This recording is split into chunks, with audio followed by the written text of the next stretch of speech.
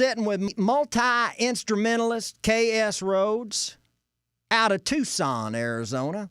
Yeah, I was born there. You're born there. How long were you in Tucson? Probably like a year. Yeah. I moved a lot. So I moved right when we left Tucson. We moved to Colorado, Michigan, North Carolina, a lot of places. Did the music start happening for you when you were in high school, or were you younger? I would say it started in elementary school on the blacktop, because hip-hop was huge at the time.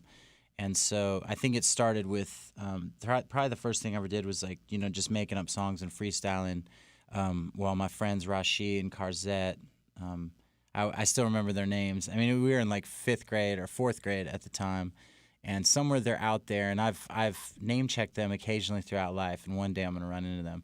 But they used to, they would beatbox, and I would, that's when I started freestyling and stuff. And I don't do that anymore, but I would say that was my introduction to music. And then in high school, I started playing instruments. Guitar was my first. So.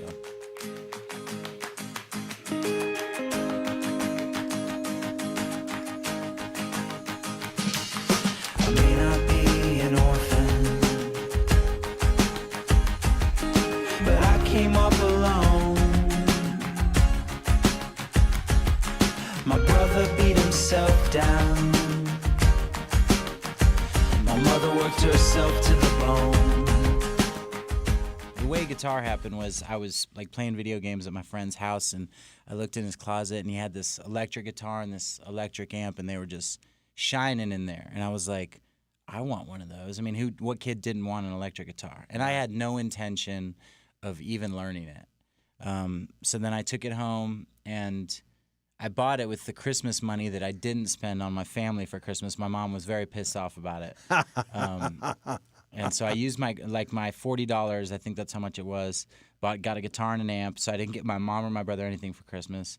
That's pretty terrible, actually. Do you still hear about that today? Do you still hear about you buying the guitar and stuff? Oh, yeah. I mean, if my mom was here, she'd be like, he took his Christmas money and he bought his own guitar with it.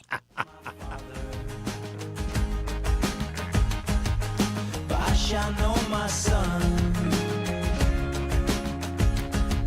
They say your sins are passed down to you,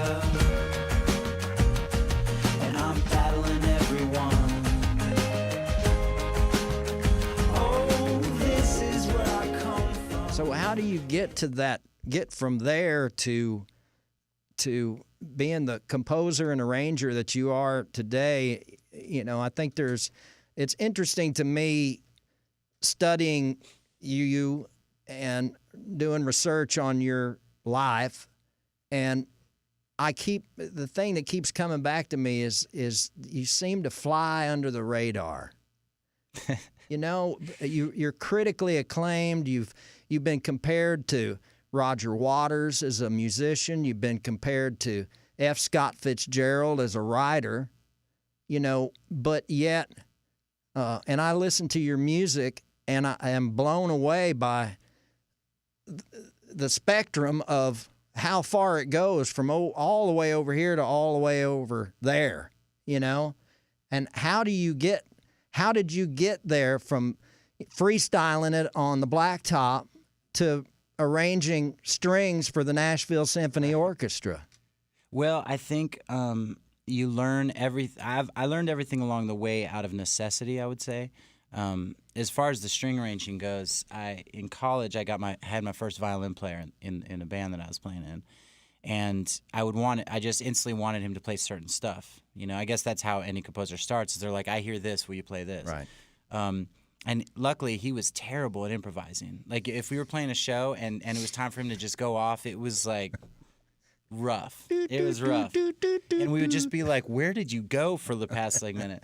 And so I started learning, as basic as it was, I had this drummer friend, and he knew times. That the time was a big part of writing music. It was, the very first thing you're like, how do I write an eighth note? How do I write a 16th note? What is an eighth note? And so I would call him all the time. Oh, this is where I come from. This is where I come from. This is my home.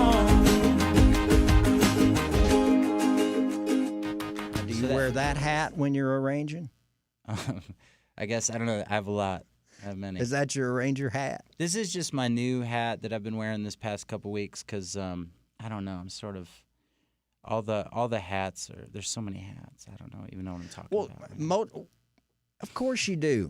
Most of the time I see you with what I call a tam-o-sham. Now, is that what that's called? The one like that's a newsboy? Yeah. Yeah. I call that the tam-o-sham, but maybe the tam-o-sham's the one with the button in the front. Does yours have a button in the front, a snap in the front? It does. Is that a different? Well, maybe it is a tam-o-sham. I don't know. Tam-o-sham. Forgiveness is a medicine. Oh, and doubt is just a heavy load. Oh, I got lost out there somewhere in the searching. But I found good friends along the road. And then the old man next to the payphone down at the bus station, he turned to me and he said, son, just go home again. Oh, 'cause the place where you'll end up finding what you're looking for. Oh, it's just the place where you began. Oh, this is where I come from. This is where I come from. This is my home. My home, my home. Oh, this is where I come from. This is where I come from. This is my... Wingnut is a term of endearment from me. If you're a wingnut, that means I like you a lot. Uh-huh. And, that's why you're here today, because I like you a lot. So I can make a T-shirt that said, Eldon Thacker said I'm a wingnut. Yeah. Wingnut, Thacker backer on the back. Thacker backer. Yeah. You can do that. Find me somebody to print those up, and you can have all the T-shirts you want. Excellent.